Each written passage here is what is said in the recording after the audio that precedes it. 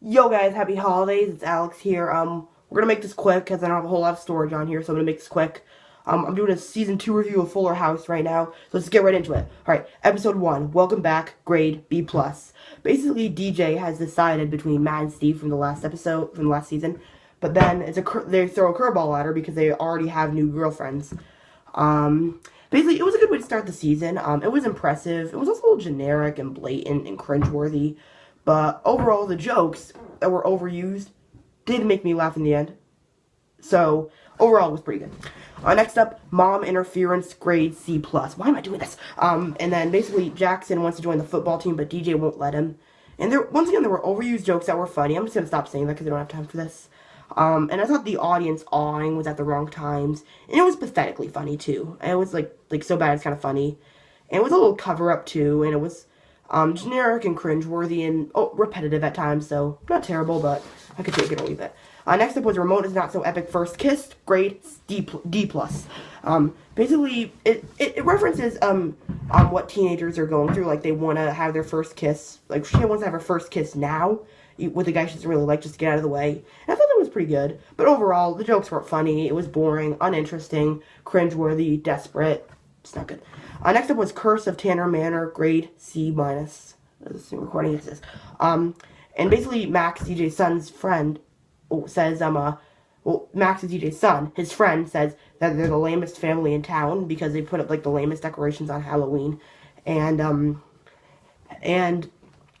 were some funny dismissals. The scary parts were pretty good, but I didn't like it, really. It was a Halloween special, by the way. I didn't love it, though. It was kind of in the middle. Next up was Doggy Daddy, grade A, just A.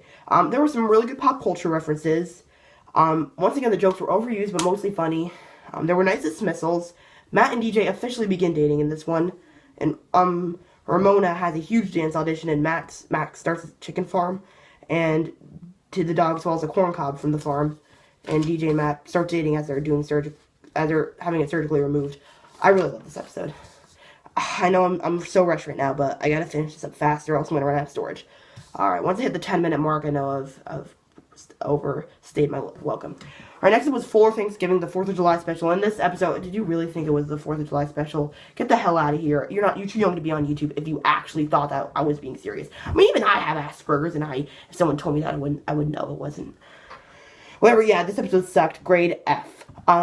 Basically, Danny is acting like this guy trying to be a teenager. He's trying to be cool, and it's just so awful. And Joey's got a wife and kids, and his kids are god-awful annoying. They're torturing the family, and Kimmy doesn't even have the heart to tell him that his kids are awful and that she doesn't want to see him again. And Jesse and Becky wants another baby, wants to adopt another baby, but Jesse doesn't want to, so she says fine, and then Jesse caves in, and I don't like that. Because it was just an annoying thing on the old show when people would cave in.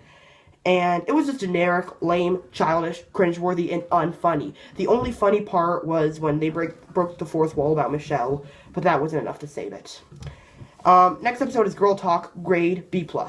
Basically, Stephanie's old band called Girl Talk, from the last season of the original show, reformed. And it was blatant, but funny, and some pretty good references. Basically, Jackson also allegedly created an embarrassing video of Ramona, but it was really his friend who Ramona had kissed a few episodes ago. And to prove that it wasn't him, he made an embarrassing video of his friend, Bobby Popko. They call him Popko. And I like that he actually got karma for his actions. And it was a hilarious mess, the band at first.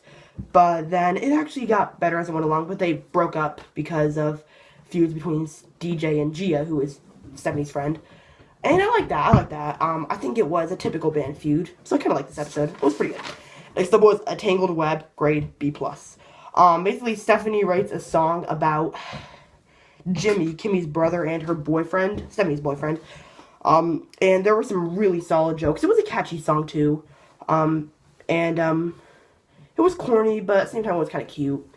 And basically, Stephanie and Jimmy, they're in the unpopular music video of the song, so Kimmy and Jimmy make another one that proves to be much more popular.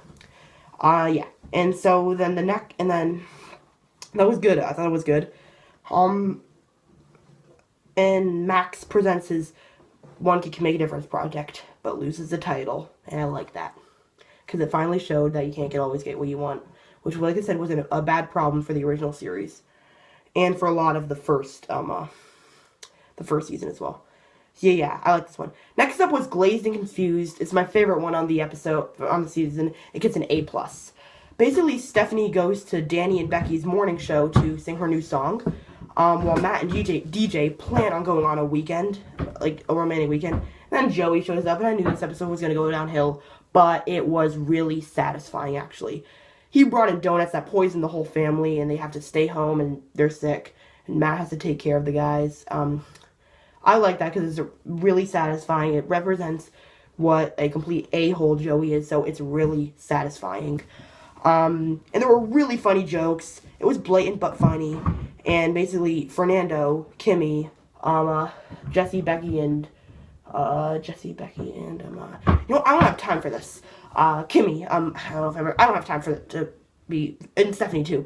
They get locked in a cell, and then they finally get out. They get locked in like a cell on the set of another show, and then they finally get out, and Stephanie goes to perform, but it's too late. The show's over. So she gets invited back to perform next week, but we don't get to see it. But yeah, and Kimmy also hosts the show with Danny while Becky's in the cell, so yeah. This episode was hilarious. Watch it. You're gonna like it. And even if you're not a full... I'll get to that later. But yeah, it's really satisfying. Next episode was New Kids in the House. It's DJ's 39th birthday, and Kimmy gets her Stephanie, and DJ New Kids on the Block tickets, but it turns out that they're counterfeit. And then so they run into New Kids on the Block while they hijack their limo. And so they get them to come to their house to sing happy birthday to DJ. But then she cracks a tooth crown, I think. And then she has to go to the dentist for surgery.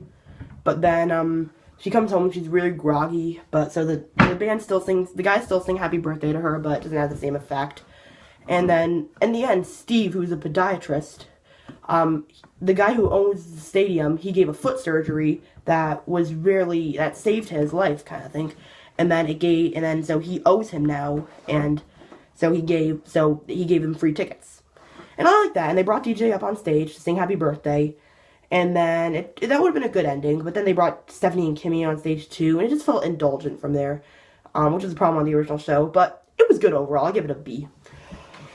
Next up was DJ and Kimmy's high school reunion, grade A-. Basically, DJ wonders if she still has feelings for Steve, and Kimmy has an embarrassing photo leaked on Facebook. And meanwhile, Jackson changes the grades on his report card because he got all C's. But and then when it turns out he got all C's and a D, he says he's not special. I thought that was one of his problems in the first season. The show really didn't do anything to develop his character. And so I think they finally kind of did that a little bit. They kind of acknowledged that, so I kind of like that.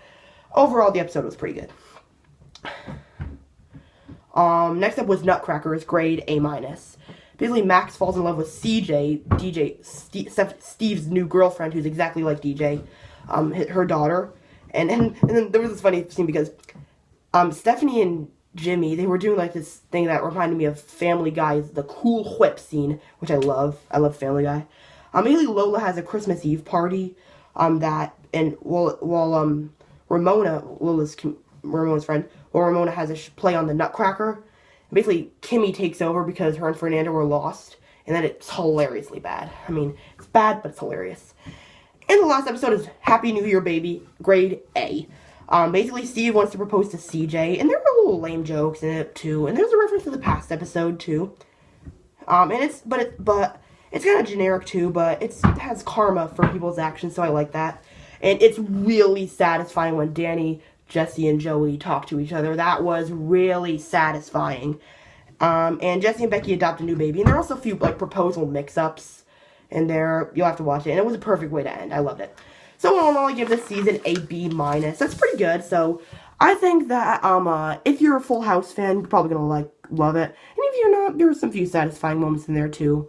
But unfortunately, I don't know if it's gonna get a season 3 because this season the ratings dropped like 70%. And I thought this was better than the first season, but yeah, I thought it was a good season. I just don't know if it's gonna be enough to say that. Well, what do you think about it? Leave a comment below or a video link with your own review. And happy holidays to y'all. It's Christmas Eve, start of Hanukkah, in a couple days Kwanzaa starts, so happy holidays. I will see you maybe next week. I might do a sibling tag with my sister, so if you have any questions for what we should ask each other, comment down below. So I'll see you guys later. Bye, and if I don't see you before next week, Happy New Year. If not, then just Happy Holidays. Bye.